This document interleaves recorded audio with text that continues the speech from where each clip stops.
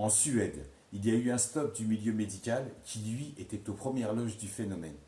Effectivement, la Suède, qui était numéro un sur le sujet et au niveau indulgence, a dit stop pour les mineurs suite à plusieurs constatations.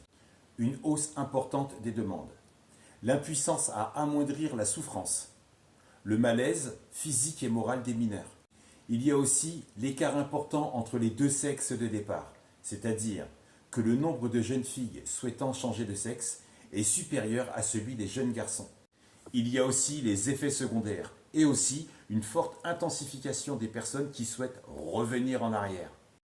Donc, pour un retour à un état antérieur, au bout de quelques mois, d'autres au bout de quelques années, le corps médical se retrouve avec la quasi-incapacité et inaptitude de le faire. Exemple, Bertrand devient Bérangère, qui au bout de quelques années se dit « Tiens, c'est pas ouf. Bérangère veut redevenir Bertrand, mais c'est compliqué. Pourquoi ? Eh bien parce qu'on lui a... Mais ce n'est pas ça qui m'interroge le plus. J'entends que certains soient tristes d'être dans le corps d'une fille. J'entends que certains soient tristes d'être dans le corps d'un garçon. J'entends aussi que certains aiment porter les vêtements de l'autre sexe. Ok, mais accroche-toi. Si par exemple, Sylvain se fait appeler Sandra et qu'il va à l'école en jupe courte, sans problème. Aucun souci avec ça, grâce à la circulaire du 29 septembre 2021 qui lutte contre le racisme, qui lutte contre l'antisémitisme et qui lutte contre la haine anti-LGBT.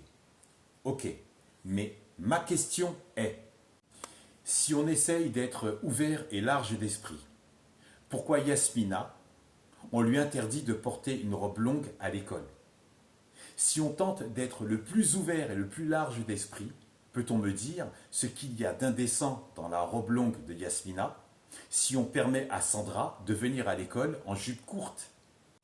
On en est donc au stade où l'ouverture d'esprit signifie, et par le biais de nouvelles lois, qui permettent d'expliquer pourquoi la liberté de certains étrangle et asphyxie l'existence et la liberté des autres.